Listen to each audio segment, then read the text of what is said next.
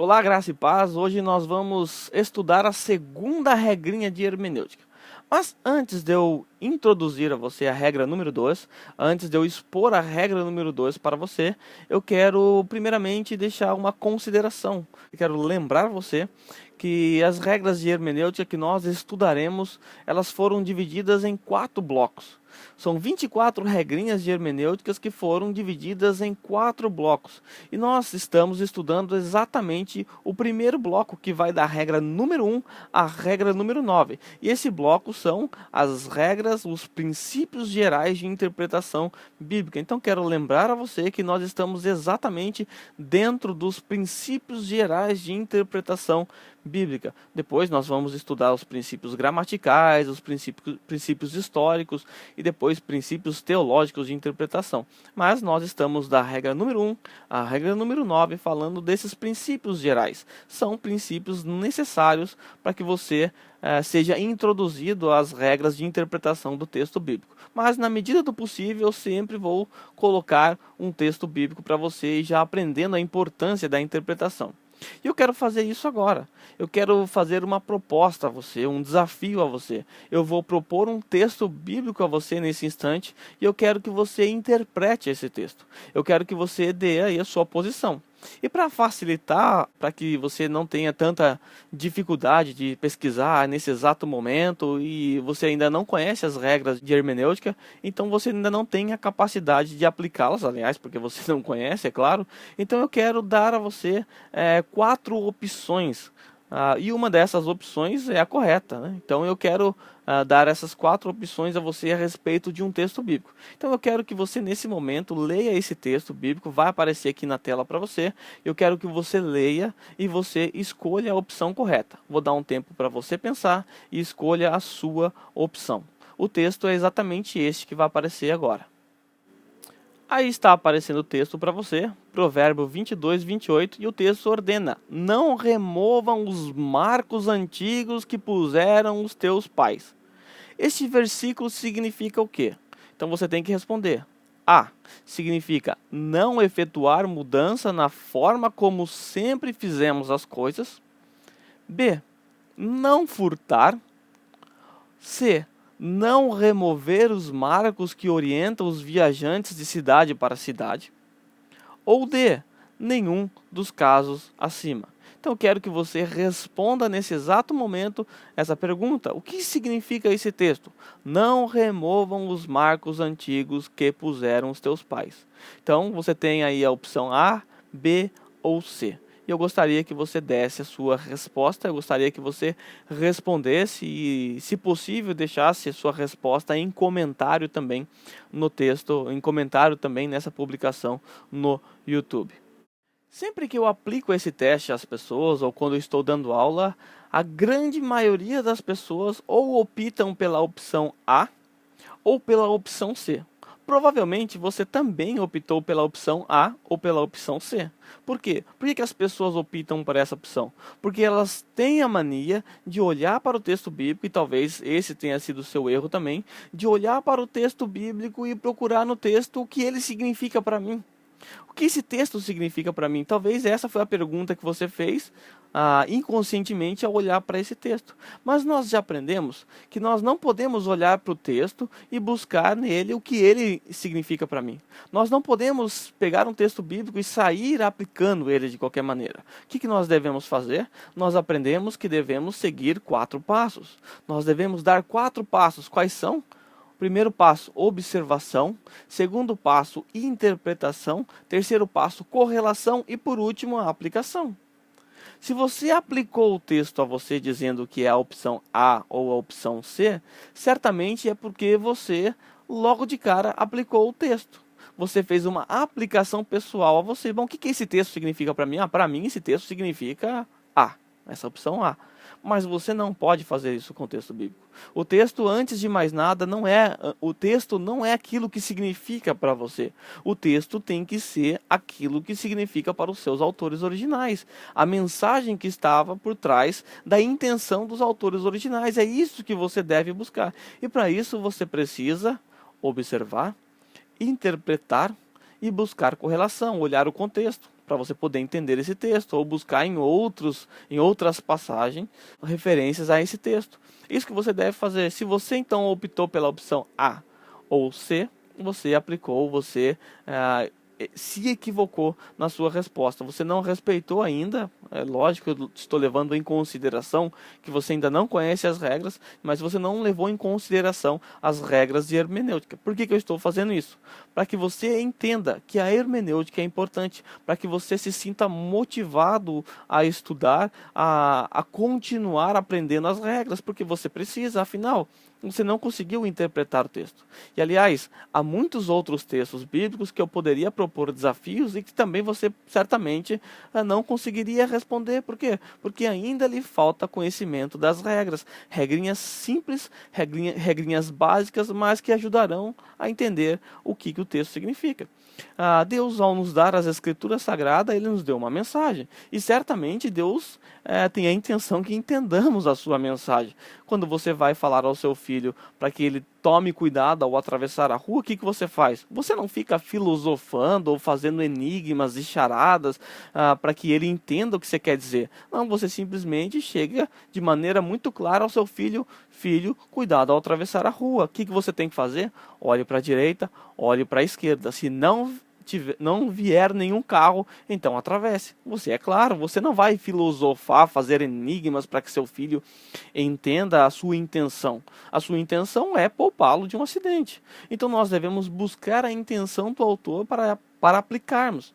Deus nos deu as escrituras para que entendamos a mensagem. Então, por isso que nós precisamos estudar hermenêutica. Então, se você até agora não viu utilidade ainda na hermenêutica, talvez você assistiu às regrinhas e até agora não pensou que essa matéria é importante para você, e se você respondeu equivocado, fica muito claro que você precisa persistir, que você precisa estudar até o fim, porque você não conseguiu interpretar o texto bíblico. E você precisa, porque você precisa entender a mensagem do nosso Deus, ok? Mas qual é então a opção correta?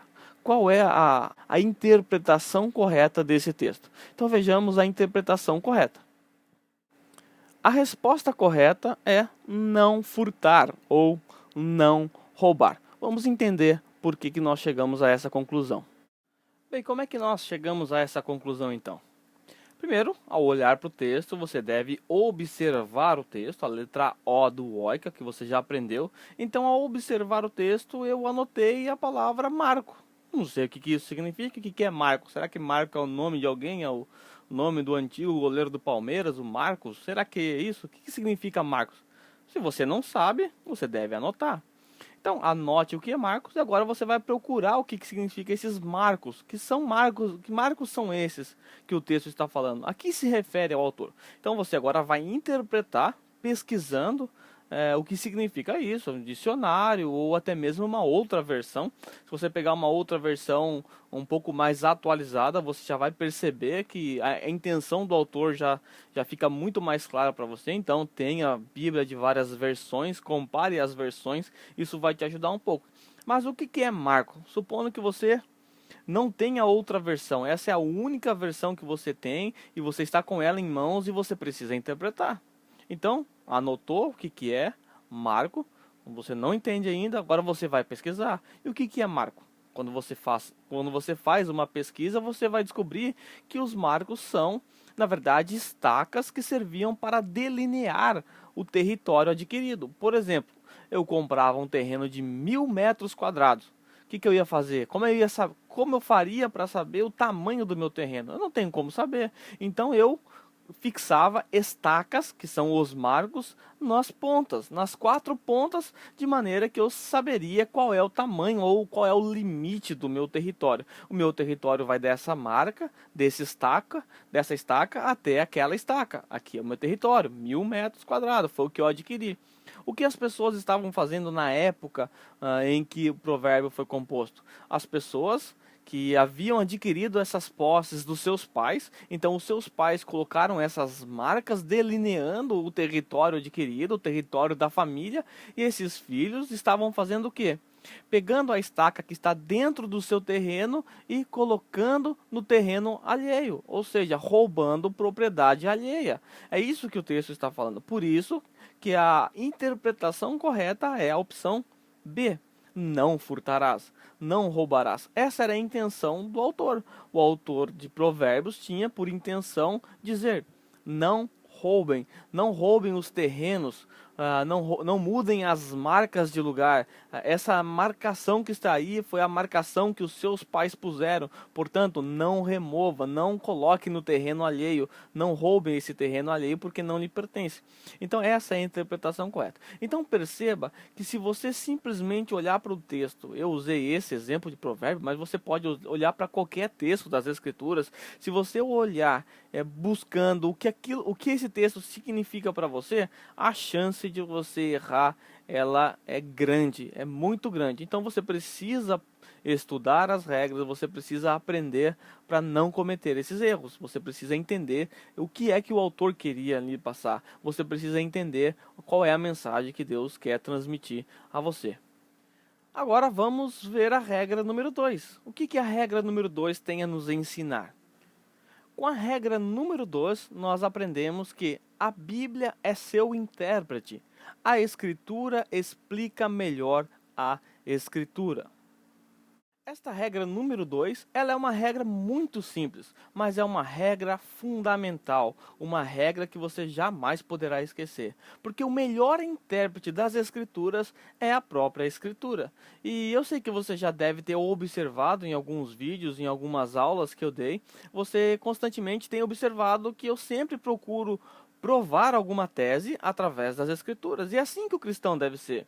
E é assim que você deve ser. Você não deve tentar provar que você tem razão, ou que você está certo, ou tentar provar o seu sistema de crença através de percepções humanas, através de concepções que são adquiridas de meios exteriores às Escrituras. Não, você deve usar a própria Escritura para comprovar se aquilo que você crê é verdade. Aliás, por que você crê no que você crê? Porque as Escrituras assim ensinam. Essa deve ser a sua resposta. Então, o melhor intérprete que você tem em suas mãos é as próprias Escrituras. Então, use as Escrituras ao seu favor. Use a própria Bíblia ao seu favor. Se nós observarmos para a história da Bíblia Sagrada, se nós olharmos para a história de Gênesis, nós vamos ver ali a primeira interpretação que houve a respeito de uma palavra que Deus havia dado. Se nós atentarmos para Gênesis, no momento em que a serpente conversa com a mulher, nós vamos descobrir que a serpente cometeu um erro muito comum. A serpente cometeu um erro que a maioria das pessoas cometem nos dias de hoje. E se nós atentarmos para esse mesmo texto, nós também veremos um erro que Eva cometeu. Quais são esses erros que a serpente cometeu e que Eva cometeu? E esses erros, eles são tão comuns nos dias de hoje, apesar da história ter milênios apesar de termos milênios de história, nós percebemos que os mesmos erros lá do Jardim do Éden se repetem hoje. A maioria das pessoas cometem que tipo de erro? Quais são os erros que as pessoas cometem e que foram cometidos no Jardim do Éden? Os erros são os seguintes. O erro mais comum que nós encontramos hoje em dia é exatamente a omissão e o acréscimo. O que é omissão? Omissão é você citar somente parte que lhe convém e deixar de lado o restante. Foi exatamente isso que a serpente fez no Jardim do Éden. Porque a serpente, ao se direcionar a Eva, perguntando a ela o que foi que Deus havia dito, Eva disse: do dia em que comemos do fruto, certamente morreremos. E qual foi a resposta da serpente? É certo que não morrerás. O que a serpente fez? A serpente omitiu um tipo de morte. Nós, pelas Escrituras Sagradas, nós sabemos que existem dois tipos de mortes: morte física e morte espiritual. E a serpente, ela simplesmente omitiu, ela cometeu um erro de omissão ao interpretar a palavra de Deus. Ela disse que a morte que eles haveriam de morrer era simplesmente morte física, e certamente vocês não morrerão. E na hora que eles comeram, certamente eles não morreram fisicamente, a morte física veio depois. Então o primeiro erro que nós vemos aqui é a omissão. E o segundo erro que nós observamos, agora o erro partindo de Eva, é acréscimo. Eva acrescenta aquilo que Deus diz. O que é acréscimo? Acréscimo é você dizer mais do que a Bíblia diz. Se você observar na conversa de Eva com Satanás, Eva cita o que Deus falou ao seu marido. Veja o que ela diz. Você pode comer de todas as árvores, mas dessa árvore aqui você não pode comer e nem tocar nele. Gênesis 3:3. Eva então acrescenta o tocar nele. Se você observar em Gênesis no capítulo 3, do versículo 1 ao 5, você vai observar que Deus não diz para Eva que ela não podia tocar.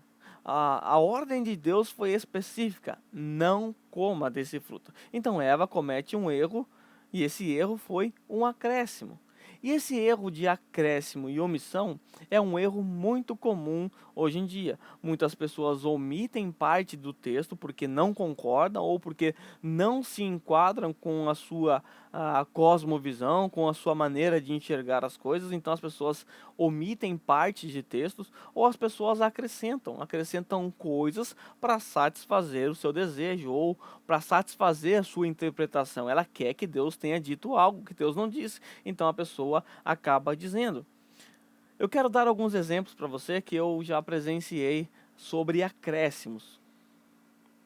Somente alguns exemplos bizarros para você ver quantas pessoas têm acrescentado. Certa vez, uma irmã pegou o microfone, pediu oportunidade na igreja, e era filha do pastor, e ela foi dar um testemunho.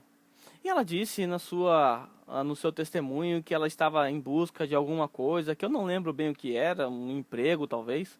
E ela intercedeu, orou e passou semanas orando para que Deus respondesse a sua oração. Ela insistiu com Deus para que Deus atendesse a sua oração. E a conclusão dela foi o seguinte: e Deus me ouviu e me concedeu aquilo que eu estava pedindo, porque assim como diz aquele salmo, quem não chora não mama. Então essa irmã, ela estava acrescentando um salmo às escrituras. E ela foi indagada a respeito disso. No momento, alguém disse a ela: mas irmã, esse salmo não está nas escrituras. E a resposta dessa irmã foi: não está, mas deveria estar, porque ele é bonitinho. Ou seja, essa irmã estava querendo acrescentar uma frase, um texto bíblico, uma frase qualquer ao texto sagrado. E muitas pessoas atribuem a frases seculares como se fosse das escrituras. Talvez você já ouviu: de 1000 passarás, de 2000 não passarás. Talvez você já ouviu essa frase como que sendo bíblica, mas essa frase também não é bíblica. Outro exemplo que eu quero dar a você, uma vez, há muito tempo atrás, conversando com alguns irmãos e discutindo a respeito de um assunto, um irmão simplesmente disse: é como aquele texto que Jesus disse, o peixe morre pela boca. Bem, nós sabemos que esse texto não é bíblico, esse texto não está nas escrituras. Então, mais uma vez, alguém citando uma frase secular e usando essa frase como se fosse uma frase das escrituras. É praticamente um acréscimo às escrituras. Nós devemos tomar cuidado.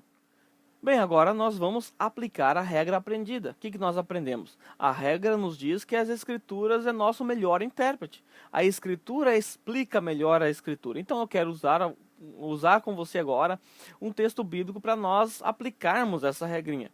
O texto bíblico é Isaías capítulo 7, versículo 14. É um texto conhecidíssimo, um texto que você certamente conhece. É um texto famoso, é uma profecia. E se você é um cristão, é lógico que você conhece esse texto. O texto diz o seguinte: portanto, o Senhor mesmo vos dará um sinal. Eis que a virgem conceberá e dará à luz a um filho, e lhe chamarás Emanuel. Bom, texto simples. Você certamente sabe que esse texto se refere ao nosso Senhor Jesus Cristo. Você não tem dúvida disso, até porque o nome Emanuel que aparece aqui, ele vai aparecer lá no Novo Testamento. Então você não tem dúvida que se trata a respeito de Jesus. Mas o problema que há aqui é com relação à palavra virgem. Por que há um problema? Que talvez você não conheça esse problema. O problema é que a palavra virgem em hebraico, ela pode significar duas coisas. Uma das coisas é virgem, como você conhece, é uma pessoa que nunca teve um relacionamento sexual, ou virgem pode significar moça, que isso significa moça, alguém que teve já relações sexuais ou não, isso não interfere. Qual que é o problema disso? O problema disso é que os céticos, aqueles que não creem na inspiração das escrituras, principalmente os liberais, eles tendem a dizer o quê? que na verdade Maria, quando concebeu Jesus, a concepção não foi virginal. O nascimento de Jesus não foi um nascimento virginal. Por quê? Porque a palavra em hebraico, ela significa o quê? Ela pode significar moça. Então, racionalmente, para aqueles que usam a razão como sua regra de fé, que não é o nosso caso, eles vão olhar e falar assim, não, Maria não era virgem.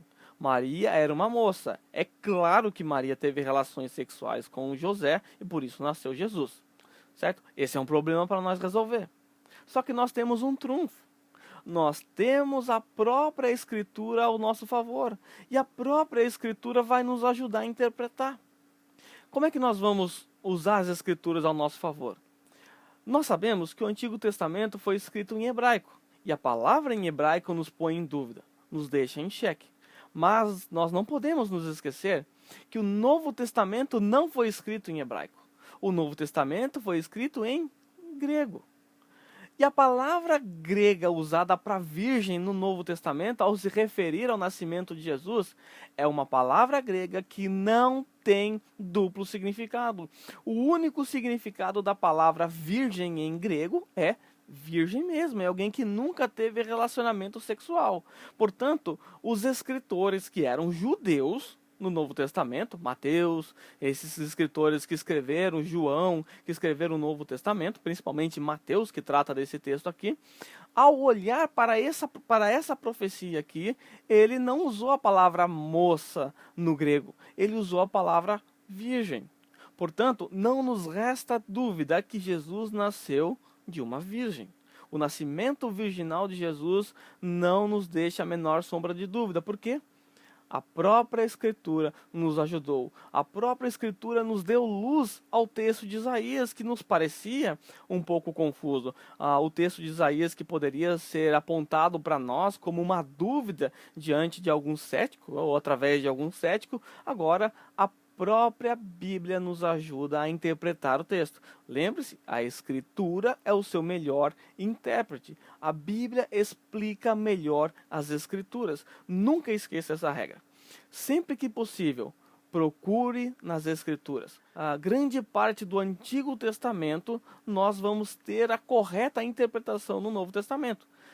Você vai entender melhor, por exemplo, as questões dos sacrifícios em Hebreus. Você vai entender as questões da lei em Hebreus. Então, nós temos no Novo Testamento várias interpretações do Antigo Testamento. Mateus mesmo, que escreveu sua carta aos judeus, então ele procurou mostrar que Jesus era o Cristo. Portanto, para que Jesus fosse o Cristo, era necessário cumprimento de profecias. E Mateus lista várias profecias do Antigo Testamento, dando a nós a interpretação correta. Então, use desse material, use das Escrituras como seu melhor intérprete. As Escrituras nos ajudam. As Escrituras explicam melhor as Escrituras. Ela é seu melhor intérprete. Bem, eu poderia listar outros exemplos aqui, mas eu creio que eu farei isso ao longo dessas aulas, ao longo das próximas aulas. Eu não vou fazer agora para que o vídeo não fique muito longo e cansativo a você. Mas você vai perceber que ao longo das 24 regras, nós sempre vamos usar as Escrituras para interpretar o texto. E é assim que você deve lidar com o texto bíblico. Basta você olhar alguns textos ou alguns estudos que estão no canal, você vai perceber claramente que eu sempre uso as Escrituras para interpretar as Escrituras. Então fica aí a regra número 2 a você. A Escritura interpreta melhor as Escrituras. Ela é o melhor intérprete. Então essa é a regra número 2 e que Deus te abençoe.